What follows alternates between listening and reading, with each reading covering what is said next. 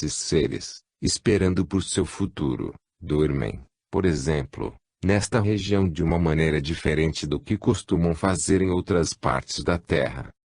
Com efeito, Pemba-Imaur é justamente uma região onde, devido a uma configuração particular da Terra e uma formação especial das rochas, esses seres adormecidos podem alcançar o estado aéreo e, até, o estado de luz. Tal não acontece em outras regiões. Constatamos justamente aqui, em Pemba-Imaur, que o elemento anímico da atmosfera é diferente, pois não apenas observamos o estado da atmosfera aérea, exterior e material, mas percebemos a presença de uma atmosfera anímica que permeia o ar, tal como a alma impregna o corpo humano. Vou ilustrar esse fato por meio de um exemplo. Admitamos que o conhecimento imaginativo se esforce para fixar a imaginação em determinada parte da Terra. Isto permanece na consciência, com maior ou menor facilidade. Nas diversas regiões, há diversas possibilidades de as imaginações ficarem na consciência ou dissolverem-se rapidamente. Estamos numa região onde as imaginações permanecem durante um tempo extraordinário, evoluindo para uma intensa capacidade imaginativa.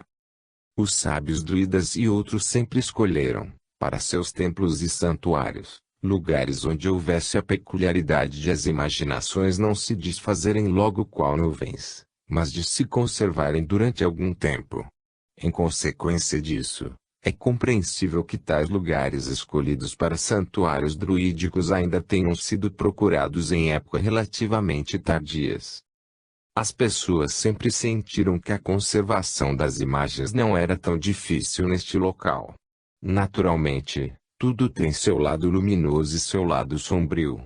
A imaginação que permanece torna a inspiração mais difícil, porém consequentemente mais vigorosa. Por isso, tudo o que se pode dizer aqui sobre os mundos espirituais flui para as palavras com grande intensidade, mas também com maior dificuldade e peso. Podemos, pois, discernir a existência, no que se refere à espiritualidade, de diferenças sobre a face da Terra. Poderíamos desenhar um mapa e fazer constar os lugares onde as imaginações facilmente permanecem ante a consciência imaginativa. Se para eles escolhêssemos cores diferentes, obteríamos um mapa bem interessante. Deveríamos usar para esta região uma cor particularmente intensa, a fim de expressar com uma coloração luminosa, radiante e vivo que vigora na atmosfera anímica. Acho realmente que os participantes deste curso podem sentir esse ambiente elementar particularmente esotérico que entra pelas janelas e nos vem ao encontro em nossos passeios de uma forma bem diferente do que em qualquer outra região. Por essa razão, estou muito grato aos organizadores deste curso por terem incluído esta região entre os diversos lugares onde já houve cursos deste tipo. Aqui o elemento esotérico quase vem ao nosso encontro nas ruas. Ele existe também em outros lugares, mas não tão ostensivamente.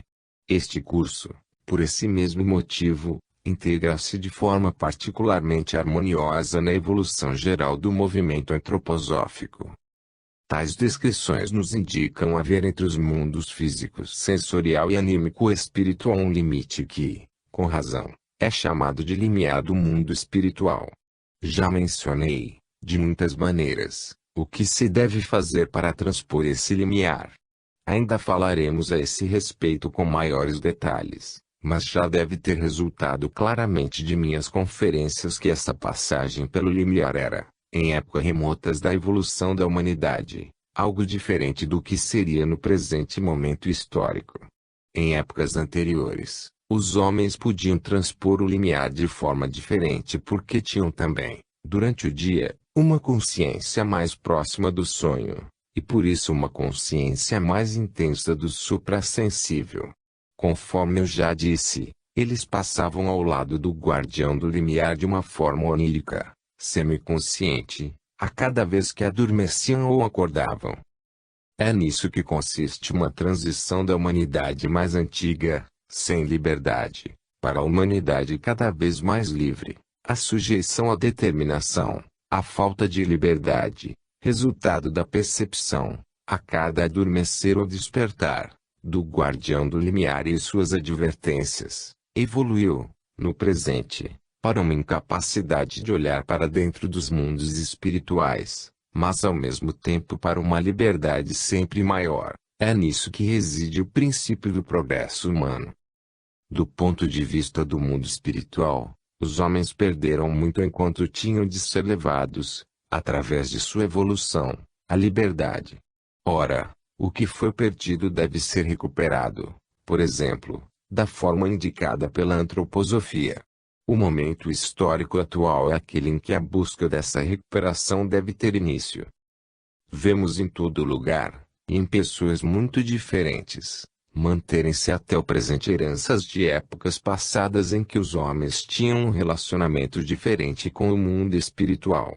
Uma pessoa atualmente dominada pelas forças intelectuais tem, em geral, consciência de existir uma separação nítida entre o que ela vivencia no mundo sensível e aquilo que faz parte do mundo espiritual.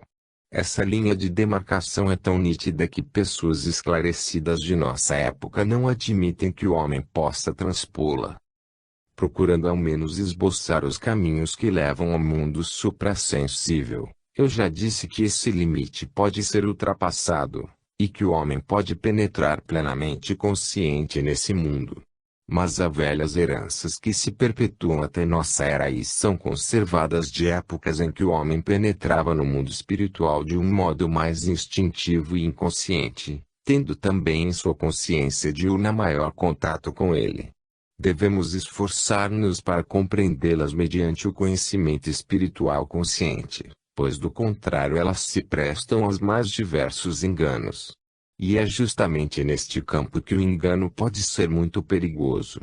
Tenho, pois, de abordar no âmbito destas palestras, destinadas a mostrar-lhes a evolução da humanidade e do mundo, também essas questões limítrofes onde se perpetua até o presente aquilo que era óbvio e natural para uma humanidade mais antiga, com a possibilidade de gerar ilusões perigosas se o assunto não for tratado com o claro discernimento que requer. Entre fenômenos que se situam, para a consciência comum, no limite entre os mundos sensível e suprassensível estão, por exemplo, as visões, numa espécie de alucinação, a qual, porém, é mais ou menos dominada pelo indivíduo. Surgem imagens que assumem determinadas formas e podem até ser coloridas ou audíveis, tal como essas visões se apresentam à nossa consciência. Seu conteúdo não corresponde a uma realidade exterior, não é objeto exterior correspondente à visão interior. Na vida comum, o objeto está fora e a imagem, embora muito sombria, está dentro. O homem tem plena consciência da maneira pela qual a imagem de sua representação mental corresponde ao mundo exterior. Em compensação, a visão surge autonomamente e pretende constituir uma realidade. O homem perde a capacidade de julgar corretamente o grau de realidade da imagem que nelas surge sem qualquer colaboração sua. A primeira pergunta que surge, nesta altura, tem por objeto a origem dessas visões. Pois bem, visões nascem quando o homem ainda é capaz de levar as vivências de seu sono para o mundo diurno e de elevá-las ao nível de representações mentais, da mesma forma como normalmente o faz com aquilo que percebe fora de si por meio dos sentidos. Posso olhar para um relógio, que tem existência físico-sensorial, e fazer dele uma imagem interior. Posso ter vivenciado no sono a configuração interior, a realidade íntima de um objeto exterior e formar, depois de despertar, uma imagem dessa vivência.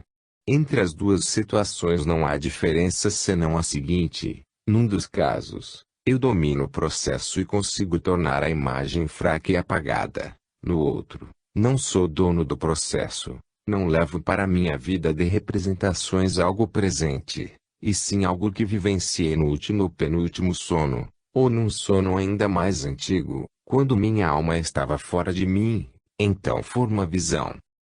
Tais visões eram algo natural em épocas passadas da evolução humana, quando se exercia um domínio instintivo sobre as relações do homem com o mundo físico e o mundo espiritual. O progresso da humanidade fez delas o que hoje são, isto é, algo indomado e ilusório.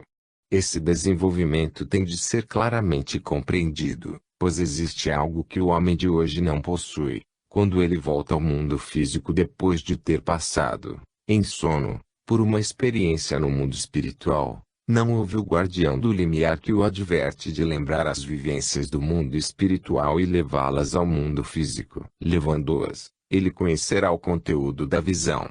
Mas se a visão se manifesta no plano físico sem que ele saiba como foi trazida nem o que deve sê-lo, não há domínio da situação e ele é tomado por ilusões quanto à experiência vidente.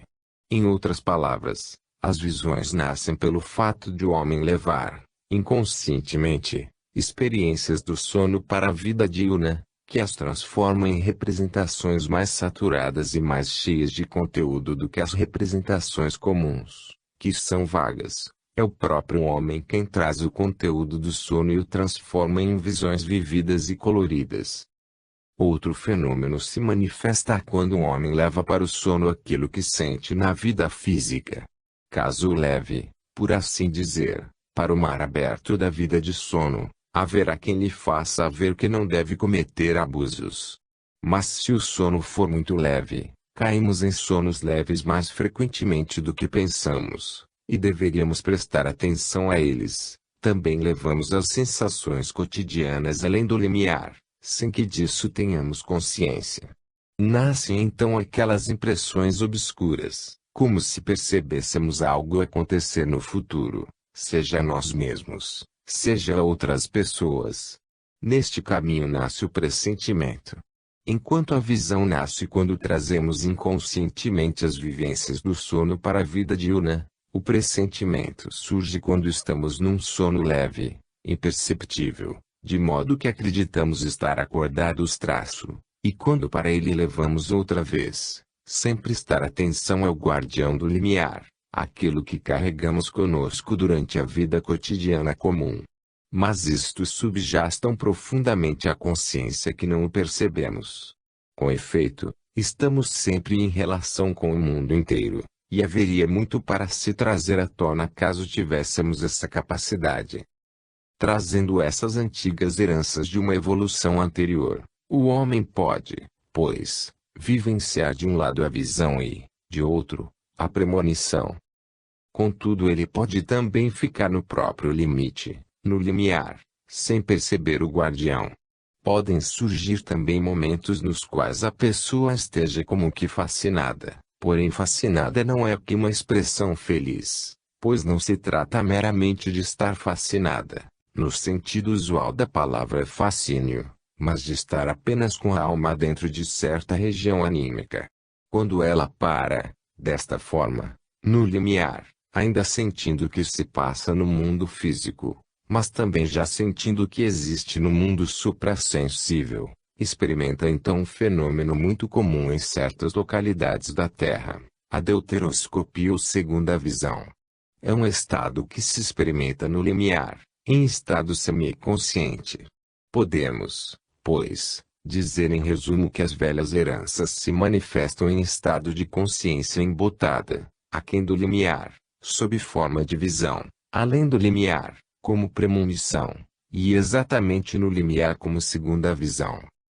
Na próxima conferência falarei ainda sobre as exatas características desses três âmbitos, a fim de identificar os mundos que, por meio da visão, do pressentimento e da segunda visão, são perceptíveis de maneira obscura e, não obstante, podem ser trazidos à plena claridade de uma consciência elevada por meio de um novo conhecimento. 25 de agosto de 1923. A interação entre os diversos mundos. Na vida humana, o mundo físico e o mundo suprassensível se interpenetram constantemente. Já mencionei aqueles casos extremos em que os dois, ou melhor, os três mundos se interpenetram sem que o homem contribua para isso por sua própria evolução. Pretendo tratar hoje de três tipos de interação entre os diversos mundos. Primeiro do tipo comum de sonâmbulo ou lunático, em seguida, do tipo Jacob Boehme e finalmente do tipo Swedenborg. Esses três tipos se relacionam de tal forma que cada qual nos mostra, como que por uma experiência em escala cósmica, de que maneira a evolução do homem está relacionada com a evolução do universo. Quero aproveitar esses três casos para tratar desse assunto. Examinando esses três tipos que, ignorando o guardião do limiar, penetram no mundo espiritual e dele regressam, constatamos que eles, o sonâmbulo, o Jacob Boehme e o Swedenborg, percebem o mundo suprassensível ou até, como é o caso do sonâmbulo, neles estão ativos de uma forma diferente do que acontece pelo conhecimento imaginativo, inspirado e intuitivo. A razão disso reside na diferença, já mencionada, entre o mundo suprassensível, em que penetramos inconscientemente em cada sono, e o mundo físico. No mundo suprassensível há sobretudo três propriedades que são totalmente opostas à do mundo físico. E o homem sente essa contraposição com tal força, em tudo o que considera no mundo físico como verdadeiro, justo, sábio, etc., que a constituição física e anímica atual nem lhe permite penetrar sem preâmbulos no mundo suprassensível. Por isso, em meu livro O Conhecimento dos Mundos Superiores, a iniciação, chamei a atenção para a necessidade de uma preparação adequada à penetração no mundo suprassensível.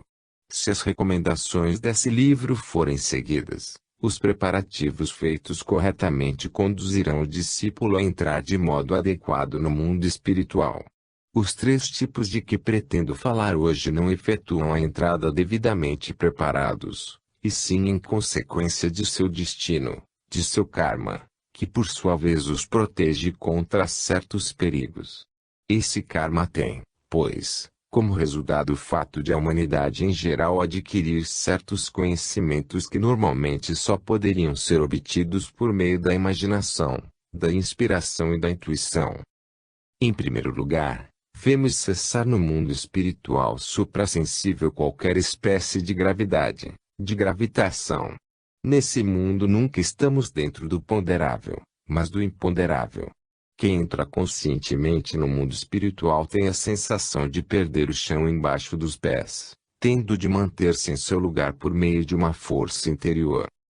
Se realmente quisermos penetrar no mundo espiritual, teremos de passar por uma sensação semelhante à que teríamos no mundo físico se um demônio nos tirasse o chão de sob os pés, de modo que não estivéssemos mais sujeitos à gravidade mas precisássemos manter-nos livremente no espaço cósmico, por meio de um esforço próprio.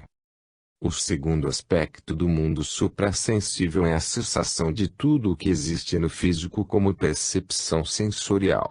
Se disséssemos que no mundo suprassensível a luz acaba e nós mergulhamos nas trevas, essa seria apenas uma verdade parcial, pois não é só a luz que deixa de existir. Isso acontece também aqui com os cegos, mas estes possuem ainda os outros sentidos, e na ciência espiritual se usa frequentemente o termo luz para designar tudo, tudo o que constitui cores e luz, tudo o que é audível, tudo o que é palpável, tudo o que provoca uma sensação térmica, tudo isso deixa de existir no mundo espiritual. Empregando o sentido mais importante para a maioria das pessoas, diz-se então que a escuridão toma lugar da claridade. O terceiro aspecto, para o qual se deve desenvolver uma enérgica sensibilidade, é o fato de o vazio substituir a plenitude. Aqui, no mundo físico, temos sempre algo que pode ser apalpado. Onde não há objeto palpável, temos o ar dentro do qual vivemos. Em qualquer lugar, o espaço é ocupado por algo. No mundo do espaço só há o vazio. Podemos, portanto, dizer que aqui no mundo físico sensível é reino ponderável, o luminoso, no sentido físico, que abrange todas as percepções sensoriais, e a plenitude, no mundo espiritual, a imponderabilidade, a escuridão que o homem deve iluminar por meio daquela luz que nasce com sua evolução, e o vazio que devemos preencher com essência absorvida ao penetrarmos, por meio da intuição, em outros seres espirituais, voltando, com isso, a ocupar o vazio existencial na consciência superior. Se um indivíduo é conduzido, por um destino instintivo, a uma região dominada inicialmente pelo imponderável, é capturado por forças exteriores à Terra. Enquanto anda na Terra, ou mesmo enquanto está deitado, o homem sempre está exposto à gravidade. Se for subtraído a ela durante certos momentos, um empuxo contrário à gravidade surgirá, qual uma antigravidade. A pessoa vivencia dentro de si uma força que realmente a afasta da Terra ao invés de prendê-la a ela. Essa força é a mesma que, além da luz refletida, emana da Lua. Na vida normal, o homem é exposto à gravitação terrestre que o atrai para baixo, prendendo-o à Terra. Se o karma, ligado às forças da natureza que atuam dentro do homem, subtrai este à gravidade terrestre durante alguns momentos, as forças lunares começam a atuar como uma antigravidade ou antigravitação. Sob sua influência o indivíduo, embora adormecido, começa a perambular. Em seus corpos físico e etérico ficam expostas aquelas forças que têm afinidades com as numerosas energias irradiadas da Lua para a Terra, além da luz solar. Essas forças atraem o homem, procurando arrebatá-lo constantemente à Terra. Nos momentos em que é dominado pelas forças antigravitacionais da Lua em vez de sê-lo pelas forças contrárias da gravitação terrestre, o homem começa então a perambular, qual sonâmbulo ou lunático.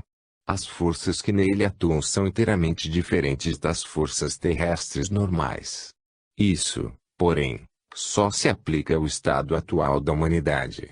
Essas forças que só se veem no sonâmbulo são atualmente anormais, se o chamarmos pelo nome quando ele, sob influência das forças lunares, estiver perambulando sobre o telhado, ele cairá. Voltará ao campo de ação das forças terrestres e cairá porque nomes como os que se costuma dar hoje aos homens não eram dados em épocas passadas. O cair atua no homem, isso sim, era normal em outras épocas. Quem tem uma visão clara de toda a situação percebe que o homem em estado hoje dito normal se relaciona com as forças terrestres atuais, enquanto o lunático lhe faz ver a relação da evolução humana com a evolução cósmica e, em particular, com a época em que essa evolução é lunar.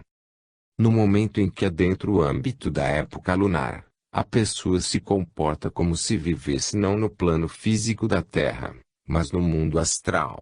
Só que o astral se transmite a seu corpo físico, utilizando-se dele.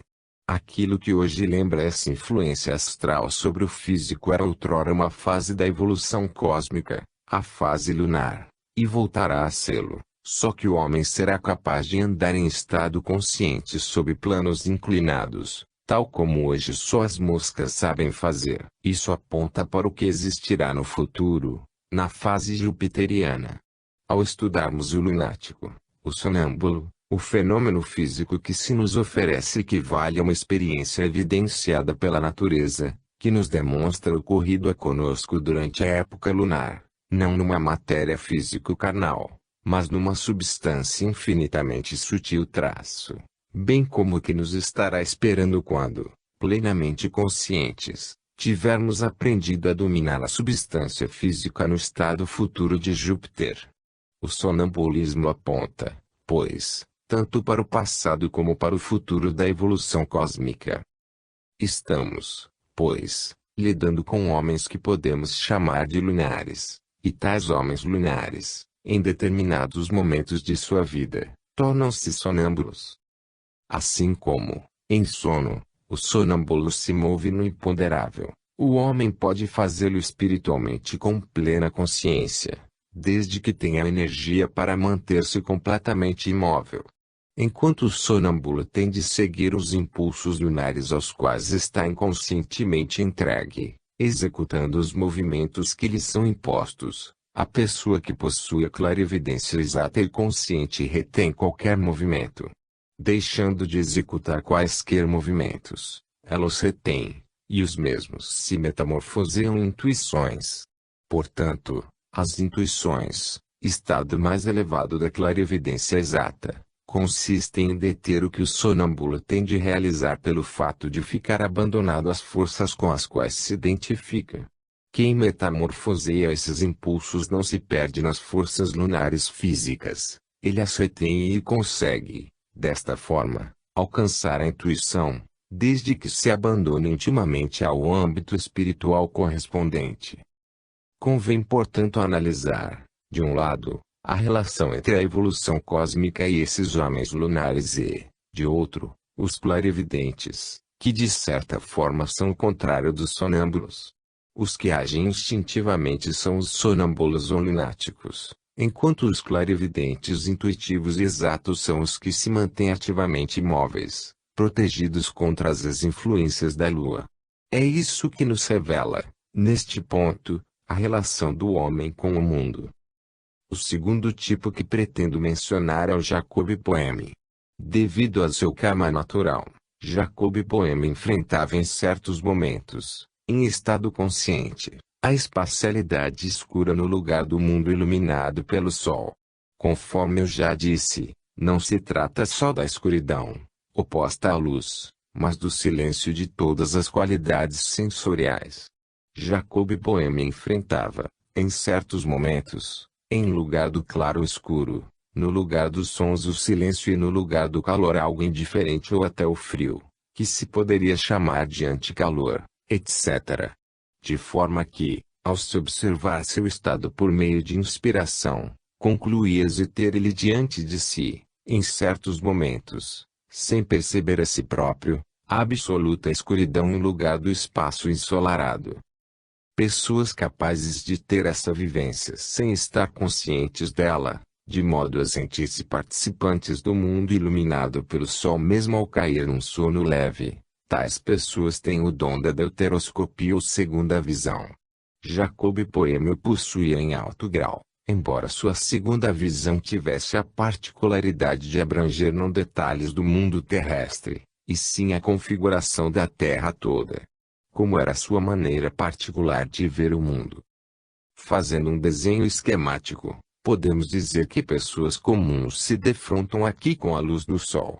Jacob Boehme tinha diante de si a escuridão, o silêncio dos sentidos além daquele ponto onde normalmente os raios da visão se cruzam enquanto fixam um objeto, próximo ou longínquo, situado além desse ponto, ou também além do ponto em que colocamos a mão direita sobre a outra, tendo uma sensação não de algo exterior, mas de nós mesmos, como se aí houvesse uma parede.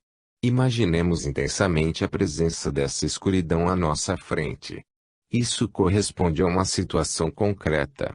Se temos perto de nós um espelho, não enxergamos o que está atrás dele, mas só o que se acha à sua frente.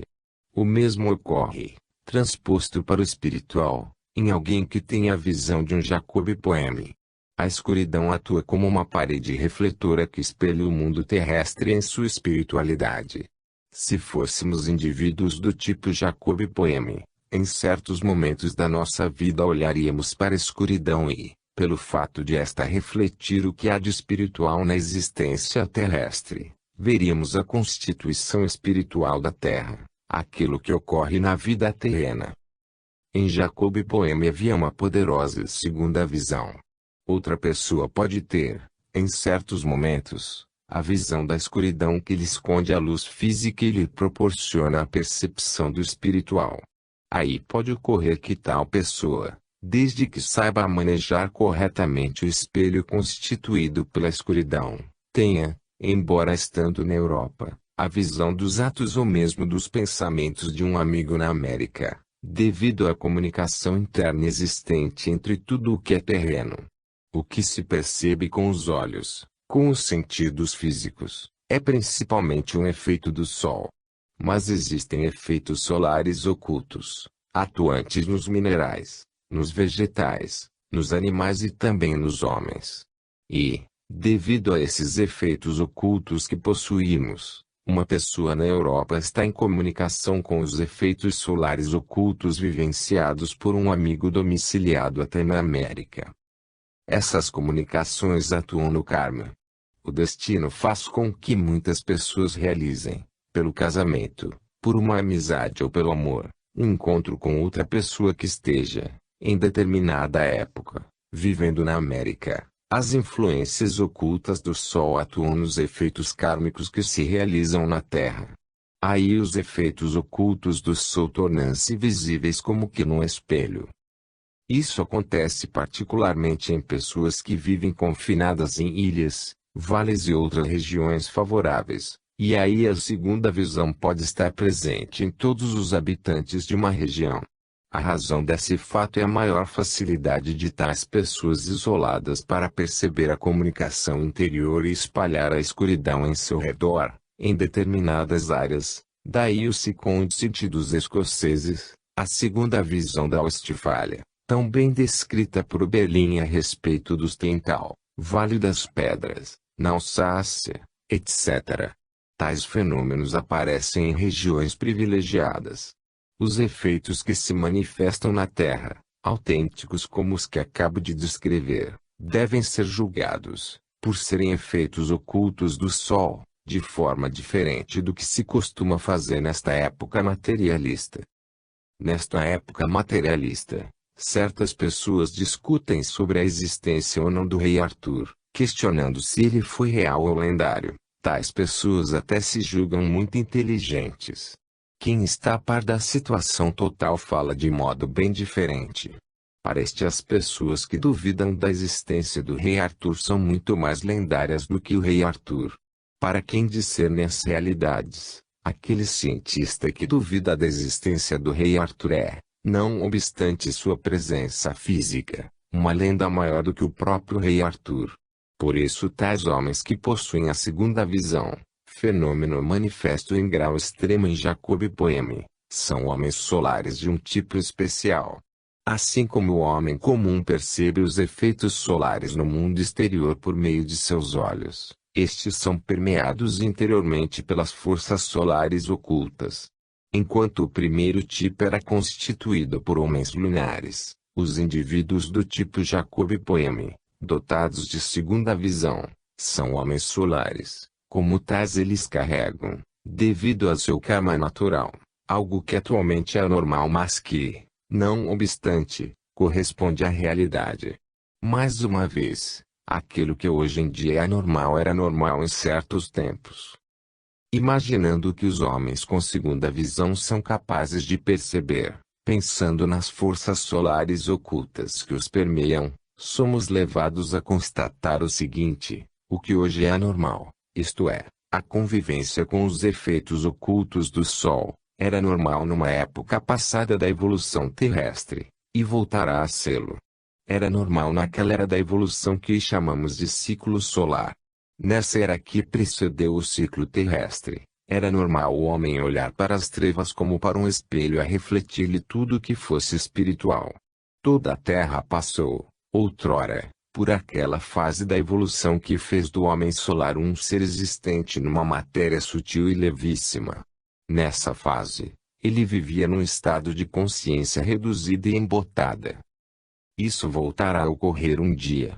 Mas então o homem terá, em estado de plena consciência de vigília, a capacidade de irradiar as trevas para seu ambiente, projetando dessa forma, para si próprio, a imagem espelhada de todo o universo. Chegamos então a uma fase futura da evolução que chamarei de época de Vênus. Para alcançar essa segunda visão, o homem deve abandonar sua sensorialidade e sua sensibilidade ao aspecto físico do mundo ambiente, dando ênfase à sua sensibilidade livre. Isso pode ser conseguido de uma forma totalmente interior, embora esse caminho não deixe de oferecer perigo. Pode também ser conseguido exteriormente. Não aconselho isso a ninguém, apenas quero relatar o fato. Se a pessoa fixar um objeto muito brilhante, dessa forma se provoca a fascinação. A sensibilidade exterior fica um pouco paralisada, e com isso a interior se manifesta, dando eventualmente ensejo ao aparecimento da segunda visão. Em tempos passados, a segunda visão foi sistematicamente provocada em certas circunstâncias. Relatos que tratam do assunto mencionam o assim chamado espelho mágico. Os espelhos mágicos constituíam instrumentos para provocar a fascinação e um embotamento da sensação exterior, com o aparecimento simultâneo de uma sensação interior. A reflexão espiritual era, portanto, provocada pelo instrumento do espelho físico. O importante não era o que se via no espelho físico, mas sim o envolvimento da sensação exterior, assim como a sensação interior obtida por seu intermédio. Isso fez nascer a crença de que se podia ver no próprio espelho os sentimentos e pensamentos de amigos longínquos, etc. Na realidade, o que se via era o próprio estado da alma, obtido por meio do espelho exterior e material. Quem tem essa visão percebe realidades. Percebe o espiritual que atua nos reinos da natureza, e isso estabelece também uma certa comunicação entre ele e tudo o que, na Terra, é fim com o Sol. Se quisermos realmente compreender os escritos de Jacob Boehme, teremos de entendê-los do ponto de vista segundo o qual seu conteúdo resulta de uma segunda visão maravilhosa e complicada. Uma outra personalidade, Paracelso, era constituído de um modo semelhante e, ao mesmo tempo, um pouco diferente. Além da sensação, possuía ele um intelecto mais forte que o levava a interpretar as imagens de sua própria segunda visão. Não se alteram os objetos físicos sensoriais quando se reflete sobre eles, pois o intelecto é impotente diante da constituição dos objetos físicos. Porém ele não é impotente contra o que se percebe por meio do espelhamento acima descrito. Perceber de forma pura a constituição íntima do mundo mediante a segunda visão só foi possível a alguém como Jacob Boehme, que podia abandonar-se às coisas exteriores de uma forma totalmente desinteressada. Qualquer linha da obra de Jacob Boehme nos fala do imenso amor que vivia nele e com o qual ele enxergava tudo, amor que também penetrava em sua concepção das imagens refletidas do elemento espiritual contido no universo. Dessa maneira os reflexos, espécie de imaginação do espiritual, permaneciam nele perfeitamente puros. Em Paracelso, dotado de forte intelectualidade, as imagens refletidas eram modificadas pelo intelecto. Lembre-se os senhores de que é possível modificar as imagens dos objetos refletidos no espelho material, basta olharem para seu rosto refletido por uma bola refletora de jardim. Com certeza não gostariam de possuir um rosto tal qual o veio nessas bolas. De maneira análoga, a intelectualidade altera, de certa forma, a superfície refletora quando alguém dotado da intelectualidade de um Paracelso olha para ela. Mas ao mesmo tempo isso permite que se penetre mais profundamente nas forças interiores. Por isso Jacob Boehme, que desenvolveu ao máximo a contemplação amorosa das coisas, tornou-se um espectador contemplativo, Paracelso. Mais inclinado às forças interiores, deformou e manipulou as imagens refletidas, chegando antes às forças terapêuticas ocultas nas coisas como forças solares. Quando aprendemos a dominar conscientemente as forças solares ocultas em nós, isto é, quando não usamos a escuridão para ver imagens refletidas, e sim para conduzir às trevas aquela luz físico-espiritual interna a qual acendemos por meio da meditação, da concentração, etc., quando conseguimos preencher com as forças solares ocultas o espaço iluminado exteriormente pelo sol físico, se nos tornamos anímica e espiritualmente resplandecentes, ao mesmo tempo iluminado que se acha ao nosso redor, surge então a imaginação consciente. Essa imaginação consciente traz à superfície, de forma consciente tal como no conhecimento normal, fenômenos como aqueles descritos por Jacob Boehme, que era um homem solar, embora tivesse um domínio mais reduzido sobre o mundo dos conceitos, etc.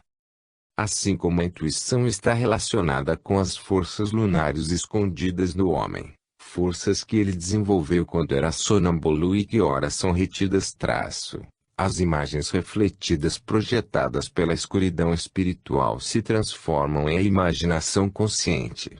Quando essas imagens não são acolhidas, mas penetradas, quando, em vez de olhar para elas e deixar-nos dominar por elas, atravessamo-las reagindo à segunda visão em sentido contrário forma-se a imaginação consciente.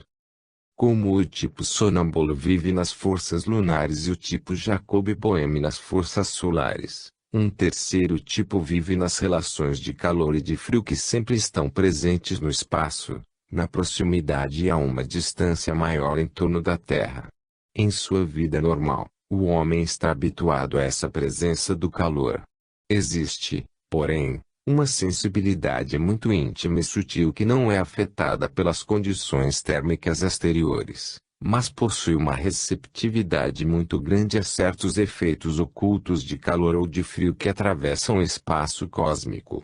Em dado momento de sua vida, Swedenborg alcançou essa capacidade de perceber esses efeitos de calor e de frio que existem no espaço cósmico, além dos efeitos físicos habituais de calor ou de frio. Essa capacidade, essa sensibilidade pelas condições térmicas do espaço cósmico ao redor da Terra nasceu em Swedenborg pelo fato de ter ele sido, até aquela idade, um excelente cientista, dentro da ciência de seu tempo. São numerosas as obras de Swedenborg no campo da ciência oficial.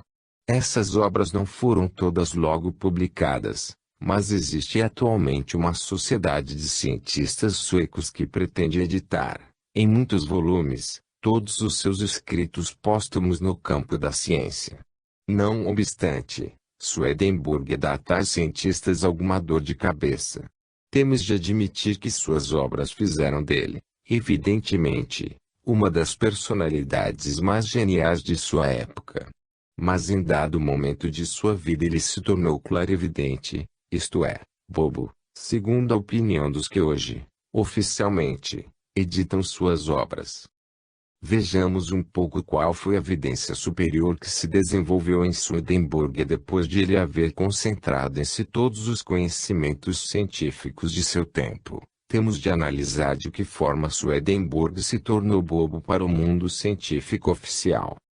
Analisando a personalidade de Swedenborg, constatamos que ele se tornou tão bobo em consequência de um intenso amor que sentia, ao redor dos seus 40 anos, por tudo o que tinha aprendido.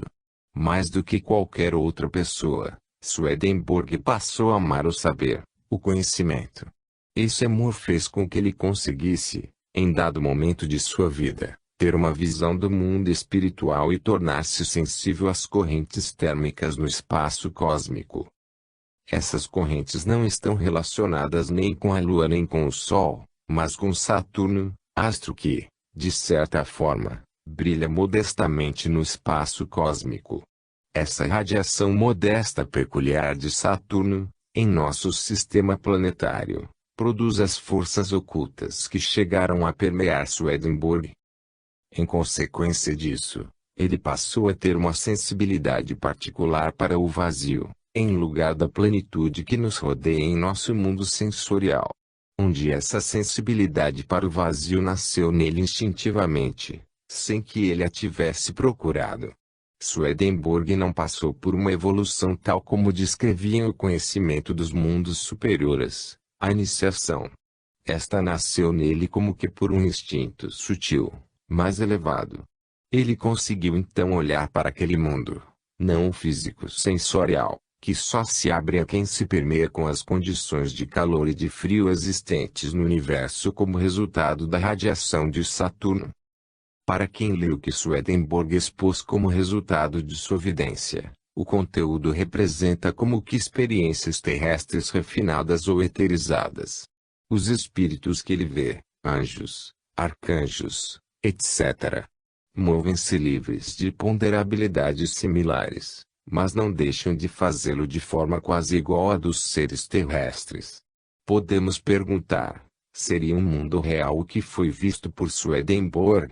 Ou seria apenas algo que ele projetou no vazio, a partir da plenitude que nele reinava? Não se trata nem de uma nem de outra coisa, trata-se de algo bem diverso. Além do mundo que vemos com nossos sentidos físicos e daquele, etérico, que percebemos em segundo lugar, existe ao nosso redor um mundo exclusivamente espiritual onde vivem e se movimentam seres espirituais atuantes que nunca descem à Terra. Mas essas entidades, cuja atividade se desenrola no mundo espiritual, interferem na vida terrestre. Para isso transmitem ao éter da Terra aquilo que fazem no próprio mundo espiritual. Desenhado esquematicamente, temos aqui a Terra envolta e até permeada por seu éter terrestre. Externamente, só posso fazer um desenho espacial, mas na realidade o fenômeno é extraespacial. Está a região das entidades que atuam espiritualmente. Esta região dos seres espiritualmente ativos se estende até o âmbito terrestre. Aquilo que a Terra é deve à atuação dos seres espirituais. Essa atuação irradia para a Terra, mas dali é refletida e vai gravar-se no éter. As forças que encontramos no éter terrestre são, de fato, realizações do espiritual que se acha numa zona mais elevada. Olhando para o éter terrestre ao nosso redor, encontramos a atividade de seres espirituais sob forma de imagens etéricas, já que a própria atividade emana de uma região mais alta. Aquilo que circunda diretamente a Terra é a atividade projetada para baixo ou, antes, refletida para a Terra e por esta para o éter terrestre. E como se as imagens refletidas não permanecessem apenas como tais, mas começassem a desenvolver uma atividade própria. Temos, pois, ali, no desenho, uma atividade espiritual retransmitida da Terra ao éter. Esta atividade espiritual é uma real projeção da atividade espiritual. Assim como Jacob Boehme viu no espelho aquilo que se passava no homem ou na natureza, para Swedenborg a própria Terra se transformou num espelho que refletia, para o éter, as imagens da atividade do mundo espiritual. É tão legítimo dizer Swedenborg não viu o mundo espiritual como foi o mundo espiritual que ele viu, pois trata-se de uma imagem refletida, sendo que a própria Terra tem função de espelho. Trata-se de algo verdadeiro, porém do verdadeiro espelhamento de uma verdade exterior ao sujeito. Eis o que Swedenborg viu. No éter da Terra ele observou como os seres supraterrestres desenvolvem forças suscetíveis de desempenhar uma função na vida do homem e na vida terrestre em geral. Ora, esses impulsos etéricos, que não são anjos ou arcanjos, mas forças que vibram no éter, têm uma função importante na vida humana e na Terra. Hoje em dia seria anormal alguém poder observar as forças ocultas que plasmam, no éter que circunda a Terra, uma imagem etérica dos arquétipos espirituais superiores. Porém isso era normal numa época anterior da evolução que precedeu a época solar e que pode ser chamada de Saturnina, ou seja, do antigo Saturno. Ao mesmo tempo, tomamos consciência de que, uma vez decorrida a fase de Vênus, haverá uma época de vulcão.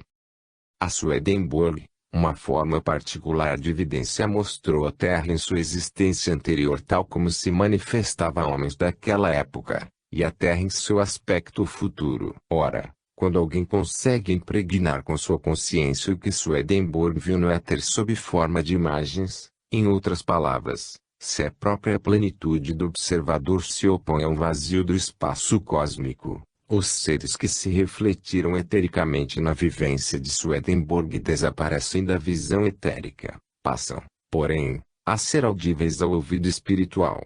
Eliminados como imagens visionárias, esses seres vêm a ser inspirações que emanam do mundo espiritual e são ouvidos por nossa consciência. Em outros termos, quando se obedece às advertências do guardião do limiar, coisa que Swedenborg era incapaz de fazer, a imaginação inconsciente, que nele se manifestava numa imagem etérica, transforma-se em inspiração astral, que no homem pode tornar-se plenamente consciente. Com isso eu lhes mostrei a diferença entre os estados inconscientes de um sonâmbulo, de um Jacob Boehme e de um Swedenborg, bem como o que se pode conquistar por meio da intuição, da imaginação e da inspiração. A sequência desta palestra teve de ser diferente da normal, pois eu a formulei a partir do cosmo. Quando não nos orientamos por nomes, mas pelos fatos, a ordem tem de ser alterada de acordo com o ponto de vista adotado. Da mesma forma como uma observação em perspectiva pode às vezes modificar a ordem dos objetos. Se estou entre duas pessoas, tenho uma à minha frente e a outra atrás de mim. Se, porém, estou em frente à primeira, ambas estão diante de mim. Assim, os fenômenos no espaço cósmico também se modificam conforme os pontos de vista que adotamos. Por esse motivo existem em minhas conferências ordens diferentes para as mesmas coisas, pois estas têm de ser descritas de vários pontos de vista. Quem não discernir esse fato e apenas raciocinar de forma abstrata achará que reina aí grande incoerência. Só os que fazem relatos com base em suposições podem tão facilmente fazer afirmativas que mesmo um intelectual ache corretas. Quem baseia seus relatos na realidade tem também de aceitar esta verdade. A realidade pode apresentar-se contraditória quando encarada de vários pontos de vista. 26 de agosto de 1923. As vivências oníricas como presságios das vivências após a morte. Ao discutirmos sobre a relação entre o sono e a vigília, de um lado, e a divisão do ser humano, de outro, constatamos que o sono traz ao homem uma cisão profunda de sua existência terrestre. As considerações destes últimos dias nos têm mostrado que devemos distinguir nele uma parte fisicamente perceptível aos sentidos, o corpo físico, e outra, fisicamente imperceptível, que pode apenas ser vista por meio da imaginação, o corpo etérico ou corpo de forças plasmadoras. Este contém as forças vivas que fazem o homem crescer e provocam os processos de alimentação, de constituição, etc.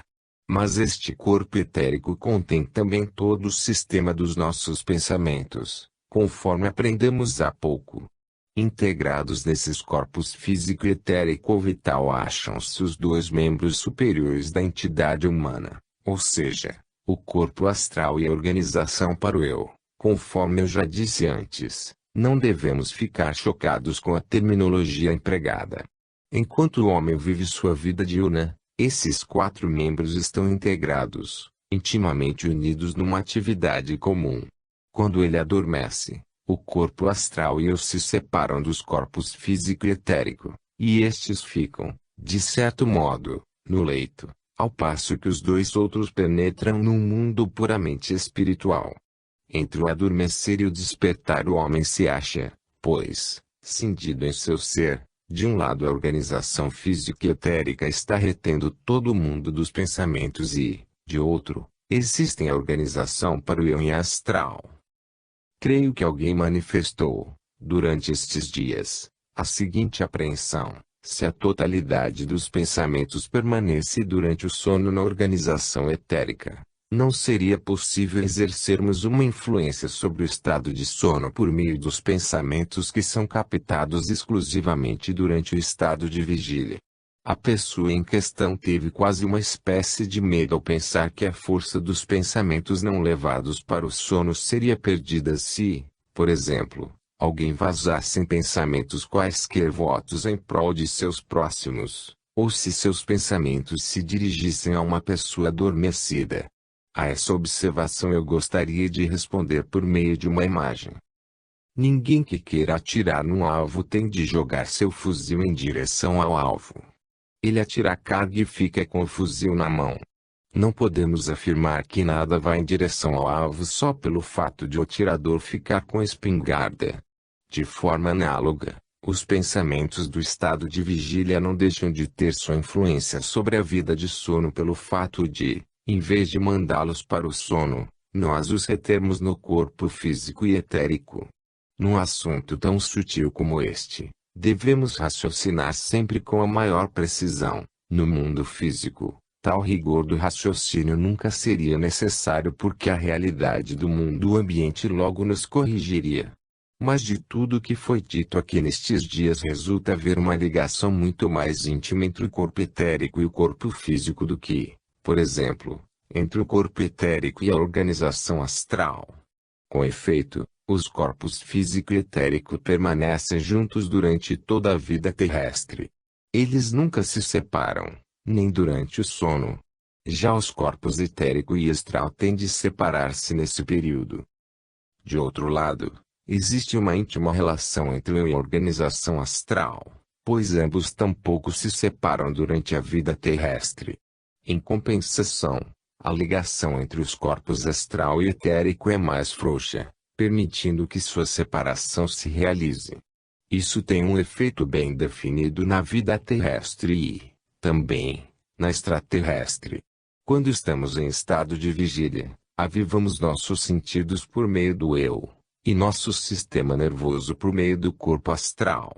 O resultado dessa atuação é transmitido aos corpos etérico e físico, pois quem quer viver no mundo físico deve enviar tudo o que vivencia, no eu e no corpo astral, ao corpo etérico e ao corpo físico.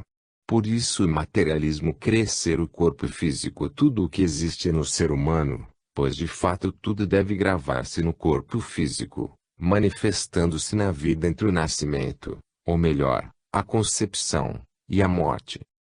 Contudo, esse trabalho de incorporar as vivências da vida terrestre nos corpos físico e etérico não se realiza sem obstáculos. Nunca somos capazes de incorporar sem maiores dificuldades, nos órgãos dos corpos etérico e físico, aquilo que vivenciamos por meio dos sentidos e aquilo que introduzimos em nosso sistema nervoso diretamente pelo pensar. O que nós acolhemos do mundo físico exterior tem, no início, uma forma ou estrutura íntima tal que se assemelha à existência exterior. Ao percebermos, por exemplo, algo que tem forma angulosa, surge em nosso eu e em nosso corpo astral a vivência do anguloso. Esta, porém, não pode ser diretamente assimilada pelo corpo etérico, que resiste contra o recebimento daquilo que vivenciamos em contato com o mundo exterior. Para elucidar esses aspectos complexos, somente a cognição imaginativa pode interferir. A observação sensorial comum, as experiências sensoriais realizadas em pessoas ou os raciocínios intelectuais não bastarão para termos uma visão do processo que consiste na transformação imprescindível daquilo que percebemos pelos sentidos a fim de torná-lo apropriado para continuar a existir nos corpos etérico e físico, de modo que possamos separar-nos dessas vivências durante o sono. Só quando somos capazes de observar a relação entre a vigília e o sono é que chegamos a constatar existir na vida uma luta contínua. Quando temos a impressão ou a vivência de algo exterior, não podemos logo transmiti-la aos corpos físicos e etérico porque, para voltar ao exemplo um pouco rude, a vivência do objeto anguloso deve primeiro ser arredondada, adquirindo dessa maneira uma forma mais adequada aos corpos em que deve penetrar. Deve ocorrer uma transformação profunda. Essa conversão de algo tão sutil quanto nosso eu e nosso corpo astral numa formação plástica capaz de existir no etérico e num movimento plasmador capaz de continuar no corpo físico, essa transformação produz uma luta interior desapercebida à nossa consciência humana atual, mas quem possui a cognição imaginativa pode observar essa luta que, via de regra, dura de 2 a 3 dias. Temos de dormir 2 ou até 3 vezes depois de uma vivência até que esta se entrose nas outras vivências já gravadas nos corpos físico e etérico. É preciso que se durma 2 ou 3 vezes após. E o mundo dos sonhos é a manifestação exterior, mas apenas exterior, dessa luta. Enquanto o homem sonha, seu eu e seu corpo astral vêm entrosar-se, conforme eu já disse, nos corpos etérico e físico, mas aí se detém. Esse deter-se é uma manifestação da referida luta cuja duração é de aproximadamente 2 a 3 dias. O fato de termos dormido uma vez depois de uma vivência ainda não basta para que esta se imprima suficientemente no corpo etérico. Esse implante no corpo etérico só se realiza após 2 a 3 dias de sono.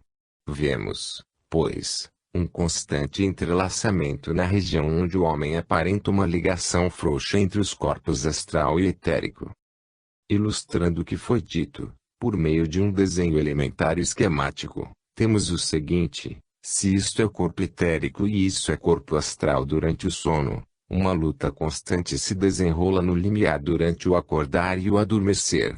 Essa agitação viva que se manifesta exteriormente através dos sonhos significa, interiormente, o entretecimento das vivências nos corpos físico e etérico. Só depois de ter o indivíduo dormido 2, 3 ou até mais vezes após o acontecimento é que a vivência se junta às reminiscências já integradas nos corpos etérico e físico. O importante é que a vivência se transforme em reminiscência, que permaneça na cama enquanto dormimos, por ser a expressão dos corpos etérico e